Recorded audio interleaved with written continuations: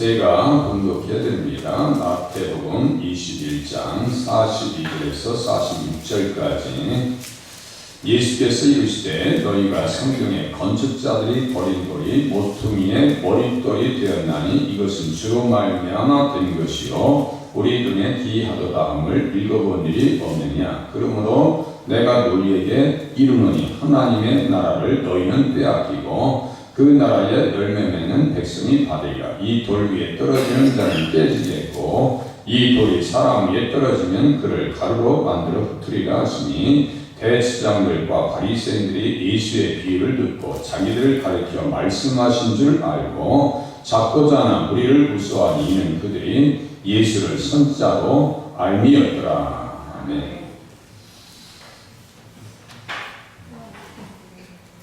하나님 나라의 열매 맺는 백성이다 라고 하는 제목을 가지고 다시 한번 좀 더 깊이 말씀을 보도록 하겠습니다. 증려주일에 예수님께서 입성하실 때 많은 사람들이 호산나 찬양하면서 예수님을 정치적 메시아로 판단하고 연로와 같은 호응을 보냅니다. 그러니까 그것을 군주론적 메시아다 이렇게 정치적인 메시아, 군주론적 메시아가 이렇게 또 얘기합니다. 그러니까 예수님은 사람들의 기대에 호응하는 그런 예수님이 아니고 온 인류의 구세주인데 이스라엘 백성들은 자기 민족의 협소한 메시아로 생각하고 있었습니다. 그러니까 가만히 보니까 예수님이 민족을 위해서 뭐 독립하는 것도 아니시고 또 민족을 위해서 쓰는 것 같지도 않고 지도자들과 부딪히니까 나중에는 돌아서요. 그래서 그를 십자가에 못 박게 내어 주셨습니다. 이렇게 바뀌어버려요. 군중들이 완전히 삽시간에 바뀌어버려요. 그러니까 그들의 마음에 들지 않는다는 거예요. 그들의 마음에 들게 예수님께서 오신 것이 아니라 아브라함의 복을 성취하시려고 이 땅에 오신 겁니다. 단지 이스라엘 백성들을 위한 예수가 아니고 온 인류의 구세주로 오셨기 때문에 자기들 마음에 들지 않을 수가 없죠. 안 들었죠. 또 제자들도 세베대의 아들들의 어머니가 와서 이야기한 것처럼 주의 나라의 한편에 우편에 하나는 주의 우편에 하나는 주의 좌편에 앉게 명하소서 이렇게 요구한단 말이에요. 그런데 그렇게 이야기하는데 예수님께서 인자라는 것은 이제 사람의 아들이잖아요. 여기 알더라 할 때 구약의 아브라함의 자손 인자 다른 게 아니에요. 다니엘서를 읽다 보면 인자라고 하는 표현도 나와요. 거기에 인자와 똑같은 내용입니다. 그 인자로 온 것은 섬김을 받으려 함이 아니라 도리어 섬기려 하고 자기 목숨을 많은 사람의 대속물로 주려 합니다. 많은 사람의 대속물. 그러니까 온 인류의 구세주로 오셨다는 거예요. 다른 제자들도 화냈다고 했죠. 그것은 똑같은 마음을 가지고 있었기 때문입니다. 또 주님께서 친히 말씀하시기를 내가 진실로 너희에게 이르노니 하나의 물이 땅에 떨어져 죽지 않으면 하나의 그대로 있고 죽으면 많은 열매를 맺느니라. 그래서 그때 주일에 제가 다루진 않았지만 이 말씀이 어디에 연결되냐면요. 이사야서 53장 10절과 연결됩니다. 제가 읽어드릴게요. 여호와께서 그에게 상함을 받게 하시기를 원하사 질고를 당하게 하셨은즉 그의 영혼을 속건 제물로 두르기에 이르면 그가 씨를 보게 되며 그의 날은 길 것이요 또 그의 손으로 여호와께서 기뻐하시는 뜻을 성취하리로다. 그렇게 하면서 그가 씨를 보게 될 것이며 여기 하나의 bil 다른 뜻이 아니에요. 그가 씨를 보게 될 것이며 부활의 첫 열매가 되시는 예수 그리스도뿐만 아니라 부활의 첫 열매에 속한 모든 성도들을 같이 이야기하는 거예요. 그래서 씨를 보게 되면 주님께서 그의 나라를 빌 것이요 또 그의 손으로 여호와께서 기뻐하시는 뜻을 성취하리로다. 이렇게 써있단 말이에요. 한 알의 밀이 땅에 떨어져 죽음을 통해서 많은 열매를 맺을 수 있었던 거예요. 그래서 주님께서 기뻐하시는 뜻을 성취하리라. 그러니까 하나님의 기쁘신 뜻은 뭐예요? 예수님께서 십자가에 죽으시고 부활하심을 통해서 많은 열매를 맺었는데 그 열매들도 어떤 열매라 했어요? 첫 열매다. 자, 그래서 밑에 보세요. 따라서 예수님께서 부활의 첫 열매가 되셨고 오순절에 교회에게 주신 은혜로 성령 받은 사람들이 첫 열매가 되었다라고 하는 표현이 이렇게 등장하는 거예요. 그러니까 예수님도 첫 열매이고 예수 믿는 사람들도 첫 열매이고, 다시요, 그것을 사람으로 얘기하면 장자이고 우리들도 장자예요. 자, 예수님 첫 열매이고 우리도 첫 열매이고 예수님 맏아들이고 장자죠. 우리 장자들의 하늘에 기록된 장자들의 총회, 우리 장자죠. 예수님도 아들이고 우리도 하나님의 자녀입니다. 그래서 제가 무슨 말씀드려요? 예수님을 모르면 내 자신을 모른다고 해요. 그래서 예수님을 잘 알아야 내가 어떠한 사람인지를 알 수가 있어요. 어떤 사람이 될 것인가도 목표를 세울 수가 있습니다. 그래서 에베소서 5장 9절 같은 경우는 빛의 열매다, 의의 열매다라고 하는 표현을 나오는데요. 그 열매의 속성이 그렇다. 우리도 열매가 있죠. 열매예요. 그럼 그 열매의 속성이 뭐예요? 빛의 열매가 되어야 되고 의의 열매가 되어야 됩니다. 예수님처럼 빛이 되어져야 되고 예수 그리스도의 의를 받아서 의의 열매를 맺어가는 백성이 되셔야 됩니다. 그 뜻입니다. 다룰 내용이 또 많지만 넘어가겠습니다. 또 다음에 또 해야죠. 자, 구약의 여수는 이제 초실절보다 제사장이 흔들었어요. 신약성에서는 지진이 나무를 통해서 흔들렸다고 그랬어요. 지진이 나무 28장 2절, 마태복음 28장 2절. 제가 일부러 그냥 틀린 그대로 내버려 뒀어요. 28장 2절. 여기에도 큰 지진이 나타나요. 한번 보세요. 마태복음 28장 2절. 마태복음 28장 2절.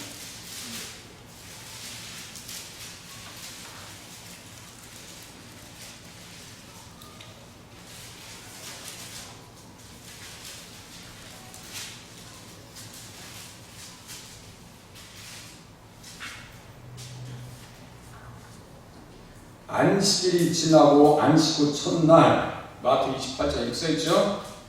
이것을 구약에서는 어떻게 써있어요? 안식일 이튿날에 이렇게 써있어요. 안식일 이튿날, 안식 후 첫날, 안식일 이튿날, 같은 날입니다. 그 주일에 예수님께서 부활하셨다. 첫날이 되는 새벽에, 이제 우리가 달력을 보면 빨간 날이 다 맨 앞에 있잖아요. 그게 첫날이라, 한 주의 첫날이 주일입니다. 맞아요, 틀려요? 그래서 제가 예전에 오성식 생활영어라고 지금도 열심히 공부하지만 제가 우리 수정이의 발끝만 못 쫓아가. 제가 말 들어보니까 수정아 너 이제 강의하는 거 다 듣냐? 이제 다 들린대. 이거는 좋겠다. 나는 백날 공부해도 안 되는데. 오성식 생활영어를 듣는데 그분이 대단한 인기 있는 그 회화 강사였습니다. 근데 세상 사람들이 왜 빨간 날을 첫날이라고 하는지 저는 모르겠어요. 물론 모를 수밖에 없지. 예수를 안 믿으니까. 그죠? 예수를 깊이 모르니까. 그러니까 안식 후 첫날이 한 주의 첫날이 주일입니다. 마지막 날이 아니라 첫날이 주일이라고요. 그래서 안식 후 첫날이 되는 새벽에 마태복음 28장 1절 달력이 왜 빨간 날이 맨 앞에 있는지 아시겠죠? 그거 이해하시기 바랍니다. 안식 후 첫날이 되는 새벽에 막달라 마리아와 다른 마리아가 무덤을 보려고 갔더니 큰 지진이 납니다. 구약에서는 안식일 이튿날에 하나님 앞에 그 단을 첫 이삭 한 단을 잘 들으세요. 첫 이삭 한 단을 여호와 앞에 기쁘게 받으심이 되도록 흔들되 안식일 이튿날에 흔들 것이며. 자, 레위기 23장 10절 그렇게 하고 마태복음 28장 2절 이렇게 제가 무슨 말씀드렸어요? 구약과 신약이 이렇게 똑같은 말씀드렸어요. 그 이렇게 손바닥 이렇게 맞춘다고 또 이제 김 목사가 쫙 풀이하는가 보다니 천만의 말씀. 신처지가 하는 얘기인데, 신처지면요, 그래 짝을 이렇게 맞추는데 엉뚱하게 맞춰서 문제야. 예. 새끼 손가락하고 이렇게 엄지손가락에 맞추니까 안 맞지. 예? 이거 안 맞는 얘기예요, 신처지 얘기는. 그런데 어떨 땐 또 맞아. 그러니까 사람들이 막 켜먹대요. 그러니까 거기에 아예 길을 길지 마세요. 구약과 신약은 정확하게 일치됩니다. 거기에 보니까 첫 이삭 한 달이라고 했단 말이에요. 거기 첫 이삭이 바로 고린도전서 15장 20절에 보면 잠자는 자들의 첫 열매가 되셨도다 라는 말씀과 똑같아요. 제가 이 말씀들을 보면서 얼마나 제가 머리를 이렇게 몇 번 한번 이렇게 보게 되고, 예전부터 얼마나 보면서 매기 강의하면서 지금 또 설교하면서 얼마나 그 말씀을 하긴 했겠어요. 부활의 첫 열매, 구약에서는 첫 이삭 한 달, 이렇게 똑같은 표현이에요. 그래서 그 초실절에 한 달을 가져다가 하나님 앞에 드릴 때는 어떻게 했다고요? 흔들어서 드렸는데, 신약성에서는 뭐가 나왔다고요? 지진이 났더라. 이렇게 이해하시면 맞습니다. 네, 그 정도로 이제 또 넘어가겠습니다. 자, 누가 이제 열매를 맺는 사람이냐? 예수님을 머리로 삼는 자들이 열매를 맺을 수 있죠. 당연하죠. 예수님을 주인으로 모셔야 되고, 머리라고 하는 것은 지도자입니다. 지도자예요. 나를 이끄시는 분이. 예수께서 이르시되 너희가 성경의 건축자들이 버린 돌이 모퉁이에 머릿돌이 되었나니 이것은 주로 말미암아 된 것이요 우리 눈에 기이하도다 함을 읽어본 일이 없느냐. 주일날 이 말씀이 어디에 있는 말씀이냐라고 물어볼 때 제가 설명을 드렸어요. 시편 118장 22절 23절 말씀. 그러니까 이렇게 읽을 때 너희가 성경에 라고 했으면 이 말씀이 어디에 있는지를 빨리 머릿속에 떠올릴 수 있는 정도까지 가셔야 돼요. 이건 몰라도 시편 118장 22절 23절에 있는 말씀입니다. 그런데 왜 일부러 그 말씀을 인용했을까요? 마태가 아직도 믿지 않는 유대인들을 일깨우기 위하여 그들이 그렇게 존경해 마지 아니했던 다윗의 길을 기록하면서 영접하기를 간절히 원해서 기록하는 말씀입니다. 인정하지 않아요. 지금도 대다수의 사람들이 예수 그리스도를 인정하지 않습니다. 그래서 심지어 어디를 잃지 못하게 하냐면요, 제가 이번에 모임에 왔었는데 어떤 목사님이 유대인들이 실질적으로 그렇게 한다고 얘기하더라고요. 이사야서 52장부터 57장까지는요 예수님을 너무너무 정확하게 예언해 놓았기 때문에 거기를 읽지 못하게 한대요, 구약성이. 특히 좀 전에 제가 53장을 읽어드렸거든요. 고난받는 예수 그리스도, 도수장으로 끌려가는 예수 그리스도에 대한 말씀을 유대인들은요 읽지 못하게 한대요. 왜? 너무나 정확하게 써요. 또 자유주의 신학자들이 야, 이사야는 이거는 예수님이 이 땅에 오신 뒤에나 기록한 책이지 예수님 탄생 전에 기록할 수 있는 책이 아니야. 그래서 기원전 700년, 예수님이 이 땅에 오시기 전에 700년 전에 기록된 성경책이 이사야서거든요. 자유주의 신학자들이 도저히 받아들일 수 없는 거예요. 그런데 어떤 일이 있었느냐? 1948년일 겁니다. 1948년 전인데요. 제가 이름까지 알아요. 물하마트라고 하는 그 양치기 소년이 큼난 그 일대에서 양을 치다가 양이 없어졌어요. 그래서 양을 찾을 때는 돌을 던지고 이렇게 돌을 던지면서 찾았다고 해요. 근데 양들은 워낙 이 절벽들을 잘 올라다니잖아요. 양, 염소 이런 것들이. 그래서 돌을 던졌는데 쨍그랑 소리가 나는 거예요. 쨍그랑 소리가. 이상하다. 왜 저기에서 항아리가 있을까? 올라갔어요. 그랬더니 세상에 이사야서 두루마리 책이 있죠?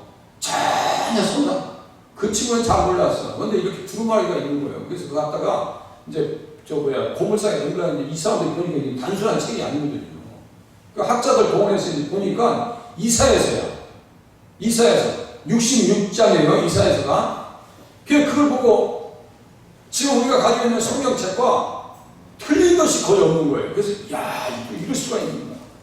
연구해봤더니 거기에 쿰난 공동체를 해가지고 예수님 이 땅에 오시기 전부터 거기에서 신앙의 자유를 위해서 들어가서 신앙생활했던 사람들이 가지고 읽었던 책이 이사야서예요. 그러니까 지금 우리가 가지고 있는 책과 틀린 것이 없다 이거예요. 그러니까 자유주의 신학자들이 입이 확 합쳐있어요. 이 자유주의 신학자들은 어떤 사람들이냐면요, 성령의 영감을 부인합니다. 그리고 사람이 지어서 만들어 책이지 하나님께서 주신 책이냐고 이렇게 주장하는 사람들이 자유주의 신학자들이에요. 정말 깊이 들어가면 그 사람들은 예수 믿는 사람들이 아니에요.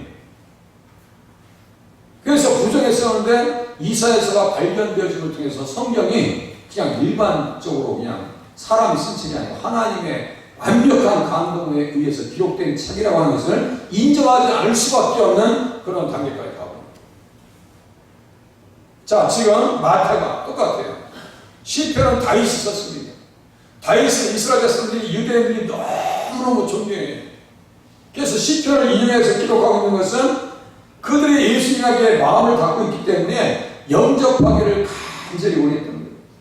그 사람들이 도대체 어떠한 존재인데, 로마서 9장 옆에 써놨죠? 한번 펴보세요. 로마서 9장 제가 그때 안 읽은 것 같아요. 로마서 9장 한번 펴보세요. 어떤 마음일까요?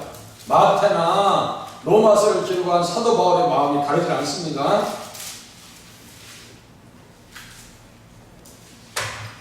로마서 9장 보시면은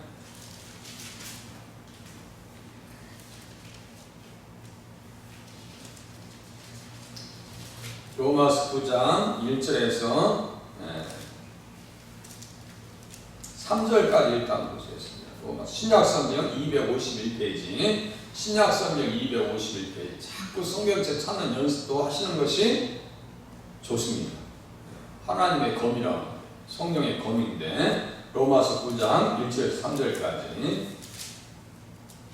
신약성경 251페이지 제가 읽어드릴게요. 내가 그리스도 안에서 참말을 하고 거짓말을 아니하느라 나에게 큰 근심이 있는 것과 마음에 그치지 않는 고통이 있는 것을 내 양심이 성령 안에서 나와 더불어 증언하노니.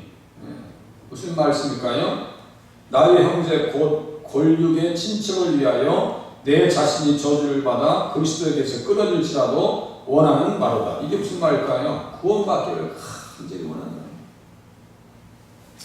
형제들이 예수 안 믿어보세요. 내가 예수 잘 믿어가지고 성령 충만해. 내가 예수 믿어서 예수님을 알면 알수록 우리 자녀들이 예수를 믿지 않으면요, 그 애틋함과 간절함이라고 하는 것은요, 상상을 초월합니다. 사도 바울이 예수를 믿기 전에는 자기도 유대인들처럼 예수를 배정했었습니다. 그런데 담에서 도성에서 예수 만나고 성령 충만, 말씀 충만, 예수로 충만했으니까요, 이 마음이 생겨버린 거예요. 맞죠? 맞아요. 아이를 잘 살아가 또 만족이 안 됩니다. 예수 믿지 않으면 애들이 출세하는 것도 뭔가 하나 빠져있는 것 같아요. 공허해요. 아이들이 주님 앞에 돌아오면 너무너무 좋겠다라고 하는 간절한 마음이 생기는 것이 그거 예수 믿는 사람들의 정상적인 모습입니다. 그 신념으로 거듭나셔야 돼요. 믿든 말든. 그런 것이 아니고 사도 바울과 같이 톡 치며 울 것 같아요. 그죠? 아이들이 막 그냥 울먹일 때 너 왜 울냐고 막 우는 것처럼 툭 끄드리며 울 것 같이 우리의 마음이 말이죠, 자녀들을 향한 마음, 형제들을 향한 그 구원의 그 열정이, 구령에 대한 열정이 사도 바울과 같이 타올라야 됩니다. 그죠? 그렇게 되셔야 돼요. 근데 그 사람들은 어떻게 하나님 앞에 쓰임받았는데요? 어떠한 은혜를 받았는데요? 4절 5절 이거 암송구절이라고 제가 말씀드립니다. 로마서 9장 4절 5절 이게 너무너무 중요한 구절이에요. 이 사람들의 사명입니다. 그들은 이스라엘 사람이라 그들에게는 양자들이다. 똑같아요. 이스라엘이나 아브라함의 자손이나 다를 게 뭐가 있어요? 우리들도 똑같이 지금 이것이 있습니다. 지금 이거 이스라엘 사람들만 이야기하는 것이 아니에요. 우리에게도 있는 거예요. 지금 우리에게도 있는 거. 그들에게는 양자돼. 우리가 양자 됐어요, 안 됐어요? 양자예요. 우리는 그래서 우리 안에 양자의 영, 성령님이 오셔서 하나님을 아빠, 아버지라고 부르짖는다고 얘기했죠. 이 양자의 영이라고 우리가 양자라고요. 양자됨과 영광과 하나님 나라에 참여하는 영광과 하나님께서 우리를 보실 때 너무 귀하게 생각하시고 언약들이 있죠. 당연히 언약의 말씀 쉽게 보는 거 있죠. 우리가 예수 믿으면 언약 백성이죠. 언약들과 보세요. 율법을 쓰신 것, 율법과 우리가 깊이 관련되어 있습니다. 지금 4개 좀 전에 같이 봤어요. 제가 읽어드렸어요. 이 율법이 뭐예요? 예배와 약속들이 있고, 예배가 있고, 약속들이 있고, 예? 그래서 조상들도 그들의 것이요 육신으로 하면 그리스도가 그들에게서 나셨으니 그는 만물 위에 계셔서 세세에 찬양받으실 하나님이시니라. 예수님은 하나님이시라고. 하나님이세요. 이 삼위일체 구절의 얘기예요. 예수 그리스도를 영접하고 머리로 삼을 때 열매를 맺을 수 있는데 이스라엘 백성들과 유대인들은 이것을 받지 않는다니까. 그래서 읽어본 일이 없어? 아니 시편 118장 22절 23절 다윗이 써놨잖아 이거예요. 머릿돌로 삼을 때 열매를 맺을 수 있다. 그런데 이 사람들은 아브라함의 축복을 구현하신 예수 그리스도를 버렸습니다. 왜냐하면 믿지 아니하니까요. 그 귀중함을 몰라요. 믿지 아니하니까 믿음을 저버렸습니다. 믿음의 열매를 떨군 자들이 되었어요. 하나님 나라의 열매 맺는 백성은 예수님을 머리로 삼는 자들이고 인생의 기초로 중심으로 인도자로 모신 자들입니다. 그래서 우리들도 산돌같이 신령한 집으로 세워져야 된다. 사도행전 4장 11절에 똑같은 말씀을 또 써요. 이 예수는 너희 건축자들이 버린 돌로서 진모퉁이의 머릿돌이 되었느니라. 다른 이로서는 구원을 받을 수 없나니 천하 사람 중에 구원을 받을 만한 다른 이름을 우리에게 주신 일이 없음이라 하였더라. 똑같은 구절을 다른 말씀과 이렇게 연결시켜서 본단 말이에요. 여기는 뭐예요? 열매와 연결시켜서 이 말씀을 풀어나갔죠. 또 다른 성에서는 구원과 관계되어져서 그 말씀을 인용합니다. 그러니까요, 하나님의 말씀이 이렇게 딱 갇히는 게 아니에요. 이번 주일날 제가 사인하지 말라는 말씀 가지고 같이 이제 나누려고 하는데요. 얼마나 해석과 적용이 풍성한지 몰라요. 하나님의 말씀은 이게 딱 갇혀있는 게 아니에요. 적용이 너무너무 풍성해요. 이 시편 118장 22절과 23절 말씀 가지고 열매에 대한 교훈도 있지만 지금 베드로와 같은 경우는 구원의 교리도 이끌어냅니다. 그러니까 우리는 구약 성경을 볼 때 이러한 방식으로 성경을 보는 훈련을 해야 된다는 얘기예요. 베드로전서도 똑같아요. 베드로전서도 믿지 아니하면 하나님 앞에 무너집니다.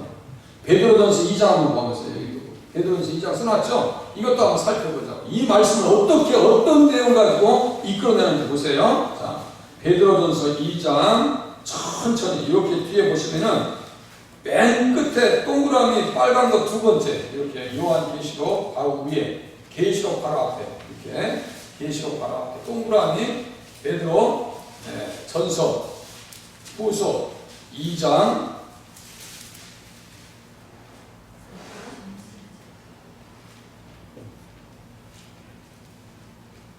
7절 보세요. 똑같은 내용 써놨어요. 베드로전서 2장 7절 신약성경 377페이지입니다. 신약성경 377페이지 지금 안 찾아주면 가만히 계시면 돼요. 안 찾아주면 제가 읽어드리니까요. 그래서 못 찾는다고 스트레스를 받지 마세요. 그냥 들으셔도 돼요. 377페이지 베드로전서 2장 7절에 보니까 그러므로 믿는 너에게는 보배이나 믿지 아니하는 자에게는 건축자들이 버린 그들이 모퉁이의 머릿돌이 되고 이렇게 써있죠. 모퉁이의 머릿돌이 되고, 이거 시편 118장 22절이에요. 똑같은 성경을 지금 베드로가 인용하고 마태가 인용하고 또 누가 인용했냐면 그 베드로가 또 그 오순절에 설교할 때 또 인용합니다. 그러니까 이 말씀 어떻게 써요? 로마서에 또 나와요. 로마서에. 자, 2장 책제에 보니까 머릿돌이 되고 또한 부딪히는 돌과 걸려 넘어지게 하는 바위가 되었도다. 믿으면 보배이나, 자, 믿으면 보배이나 믿지 않는 자에게는 뭐가 돼요? 부딪히는 돌과 걸려 넘어지게 하는 바위가 되었다 하였느니라. 그들이 말씀을 순종하지 아니함으로 넘어지나니 이는 그들을 이렇게 정하신 것이다. 믿지 아니하면 어떻게 돼요? 넘어진다는 거예요. 믿지 아니하면 깨집니다. 그 얘기를 또 하고 있는 거예요. 그러니까 열매 맺어야 되는 이유가 얼마나 중요한지 여기 볼 수 있어요. 아, 예수님을 모두 삼는 자들이 하나님 나라에 열매를 맺을 수 있다라고 하는 것을 또 알 수 있습니다. 또 보세요. 또 빨리 나가겠습니다. 자, 하나님 나라 열매를 맺으면 보세요. 열매가 없어요. 믿음을 잃어버리면 빼앗기고, 믿음의 열매를 맺으면 하나님 나라에 열매 맺는 백성이 하나님 나라를 받을 것이라고 얘기했어요. 자, 빼앗겼다는 것은 기회 상실을 말한다고 말씀드렸어요. 믿음을 통해서 구원의 기회를 저버리니 하나님 나라를 잃어버리는 것입니다. 이것을 이제 무화과나무로 비유했었습니다. 그 대신에 하나님 나라의 믿음의 열매를 맺는 백성들이 천국을 상속받는다. 당연하죠. 천국에 상속받습니다. 구약의 수장들에는 이게 진정한 의미의 추수감사절의 원본입니다. 미국의 뭐 메이플라원이 해가지고 들어와서 그 사람들이 감사절을 하고 터키 7년도 잡아먹고, 이게 추수감사절의 기원이 아니에요. 추수감사절의 진정한 기원은 어디예요? 구약의 수장들입니다. 레위 집단들이 다 썰었어요. 이게 진정한 의미에서 수장들이에요. 그래서 구약의 수장들은 추수한 이후에 한 주간 천막에 거하면서 구속사 말씀에 천국잔치를 열었다. 느헤미야는 어떤 상황입니까? 바벨론 포로에서 돌아와가지고 감격 속에서 초막절을 지켰던 그 장이 바로 느헤미야 8장입니다. 그래서 모세 율법을 가지고 와서 우리에게 들려주라 라고 얘기합니다. 모세 율법을 가지고 와서 모세 율법책을 사람들이 읽으면서 들려주니까 어떤 현상이 나타나냐? 듣고 다 우는지라. 다 울었어요. 그래, 우리가 예수 믿는 믿음을 저버렸으니까 이 모양 이 꼴이 되었던 거지. 그 땅에 하나님께서 왜 심겨주셨는데 예수를 기다리라고 소망하라고 땅 자손 복 예수를 바라보면서 복을 받으라고 말씀하셨고, 그 복을 받기 위해서 하나님께서 계명을 주셨는데 우리가 다 계명을 버리니까 내쫓김 당해서 다 잃어버렸다가 바벨론에서 다시 돌아오는 거예요. 모세 율법책을 들려주니까요 무슨 말인지 깨닫고 막 웁니다. 그래서 가르치는 레위 사람들이요 백성들에게 얘기합니다. 오늘은 너희 하나님의 성인이 슬퍼하지 말며 울지 말라. 울지 말라. 하나님을 기뻐하는 것이 너희의 힘이라 라고 얘기합니다. 그렇게 했었던 것은 이는 그들이 그 읽어 들려준 말을 밝히 알리라 하면서요 초막을 짓고 성경책을 보면서 이 사람들은요 초막절을 지켰어요. 율법책을 낭독했다고 써있어요. 자, 내년에는 이제 성경 일독 프로그램 다 나눠드렸어요. 거기에 이제 창세기부터 써있더만 제발 그거 좀 한번 통독하시고 읽으시길 바랍니다. 무작정 읽으셔야 돼요. 성경 모르면요 어떻게 되느냐, 내 믿음을 관리할 수가 없어요. 말씀 모르는데 어떻게 내가 믿음을 관리해요? 말씀이 없는 신앙이 어떻게 세워지겠어요? 사상 누가 모명에 지은 집과 똑같은 거예요. 또 말씀을 배운다고 해서도 그 뜻을 그리스도 안에서, 다시요, 그 뜻을 그리스도 안에서 유의미하게 듣지 아니하면 그 말씀이 나를 붙들 수가 없어요. 그래서 구약 가지고도 예수님 얘기하는 것이고 신약은 당연히 예수님 얘기하는 거예요. 그래서 율법이 바로 복음입니다. 그래서 모세 율법책을 가지고 와서 다 들려주니까 막 울며 통곡하면서 믿음이 회복됩니다. 그렇게 초막을 짓고, 그래서 초막절입니다. 수장절과 초막절이 같은 말인데 왜 초막절이에요? 나뭇가지를 세워놓고 지금 이전도 날씨에서 이 유대인들 땅에서도 7월달에는 이제 선선해질 때래요. 누가 좋아서 한 사람도 없어요. 그런데 즐거워하라고 성경에 써있어요. 야, 즐거워해. 이래 동안 즐거워해. 하나님께서 즐거워하라면 즐거워해야지 그냥. 그렇게 해서 하나님 앞에 천국 백성으로 드려질 것을 보세요. 현재의 감사, 과거에 인도해 주셨던 감사, 현재에 주신 감사, 미래에 천국 창고에 드려질 것을 믿고 영육간에 풍성하게 하시는 하나님의 은혜를 찬양했더라. 결국은 그들과 우리들은 어떻게 될 거예요? 계시록 14장 16절에 있는 말씀과 같이 구름 위에 앉으시니가 낫을 땅에 휘두르매 땅의 곡식이 거두어지니라. 이 곡식이 열매입니다. 이 곡식이 열매, 지금 열매 맺는 백성이 받으라고 했죠? 하나의 나라의 창고에 우리가 드려질 것을 믿고 미래에 그렇게 우리를 하나의 나라로 인도하실 것을 믿고 감사하시는 절기가 바로 추수감사입니다. 아시겠죠? 이렇게 열매를 맺으면 심판 때에도 안전하게 됩니다. 다니엘서 2장 좀 설명드렸죠? 꿈을 꿨으면 얘기를 해주고 가르쳐달라고 해야 될까 하면 누구나 사람이 꿈을 꿔놓고는 꿈 얘기도 하고 해석해 주라니 이게 사람 할 일이 아니죠. 그런데 다니엘에게는 하나님께서 은혜를 베푸셔서 그 꿈의 내용뿐만 아니라 해석까지 내려주셨는데 거기에서 등장하는 손대지 아니한 돌이 여기 돌과 똑같아요. 이렇게 확신 속에서 성경을 풀어나가야 돼요. 다시요. 이 돌이 다니엘서 2장 34절과 45절에 나온 돌과 똑같다고요. 한번 펴보세요. 다니엘서 2장.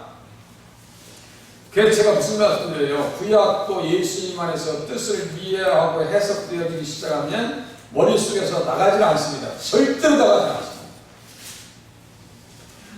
거기에서 예수님을 발견하지 못하니까 유대인들처럼 끝까지 예수님 앞에 들어가지 않는 거예요. 다니엘서 2장 구약성경 몇 페이지요? 다니엘서 2장이니까 보세요. 몇 장에 몇 페이지에 있어요? 다니엘서 2장 34절. 구약성경 1234페이지에 1, 2, 3, 4네. 구약성경 1, 2, 3, 4. 페이지가 너무 좋네. 1, 2, 3, 4. 1234페이지의 구약성경에 1, 2, 3, 4. 구약이.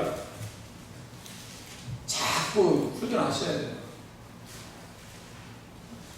아침에 전도하다 보면 5768, 5768, 5768이라고 하는 번호가 그냥 저한테 손 들고 그냥 다니면 난 누군지도 몰라. 반갑다고 손 들고 나는 아직도 모르겠어. 그 사람이 누군지. 빵빵 다니면서 막.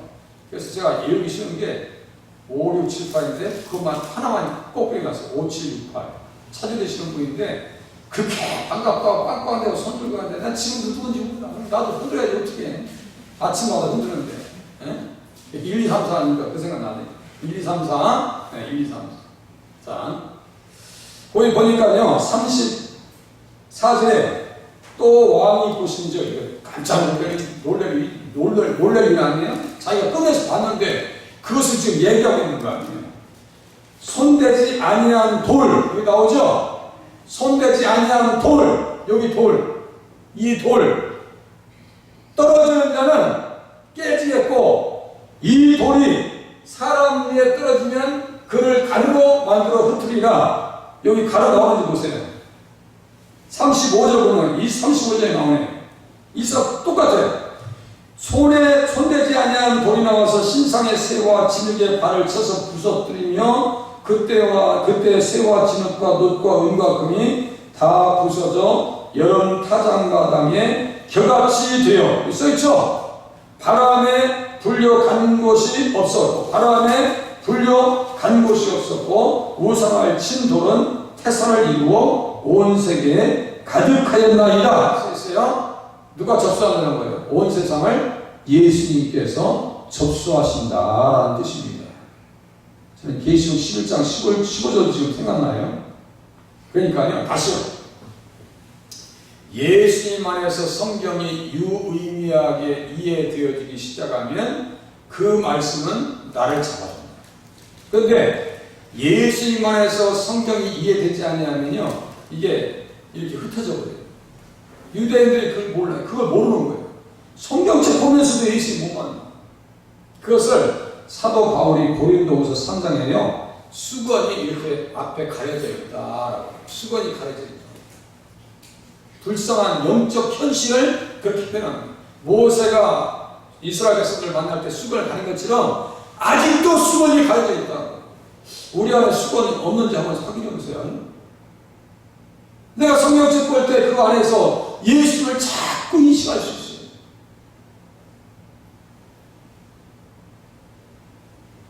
그렇게 보는 것이 구속사적 관점으로 성경을 보는 것이다 라고 제가 말씀드렸고, 제가 2006년부터 우리 이준일 목사님 소천하실 때까지 같이 계속 관계를 해요. 2006년부터. 그럼 몇 년이에요? 몇 년 동안 제가 비슷하게 공부한 거예요? 거의 한 15년? 6, 4. 몇 년이요? 우리 샤론 집사님 몇 년이요? 16년이지? 16년. 그때 처음 만났을 때 저를 어떻게 맞이하신 줄 알아요? 손을 꽉 붙잡으시고, 내가 후계자를 찾고 있는데, 내가 후계자를 찾고 있네. 내가 후계자를 기다리고 있었는데, 그래서 손을 꽉 붙잡아줬어요. 그래서 이 자리에 지금 사모님도 계신 거고, 샤론 집사님도 계신 거고, 가족이 계신 거예요. 그냥 저희가.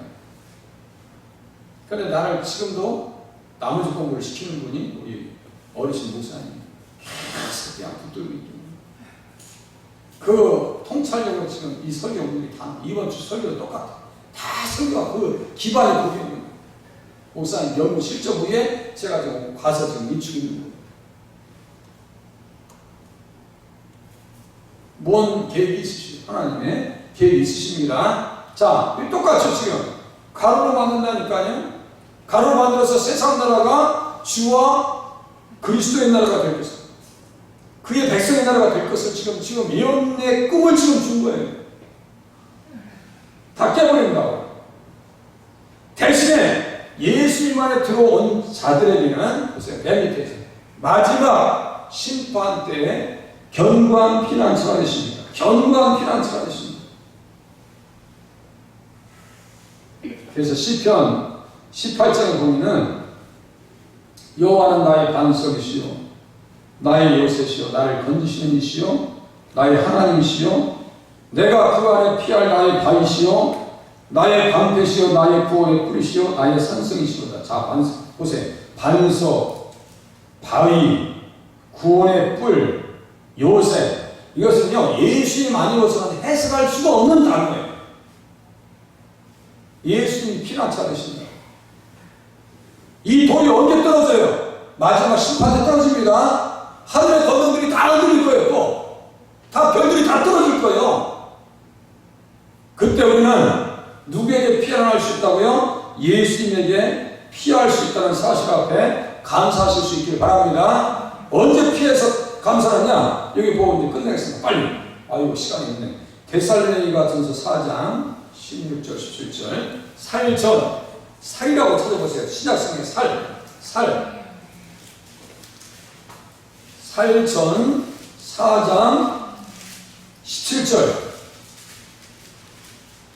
331페이지 331페이지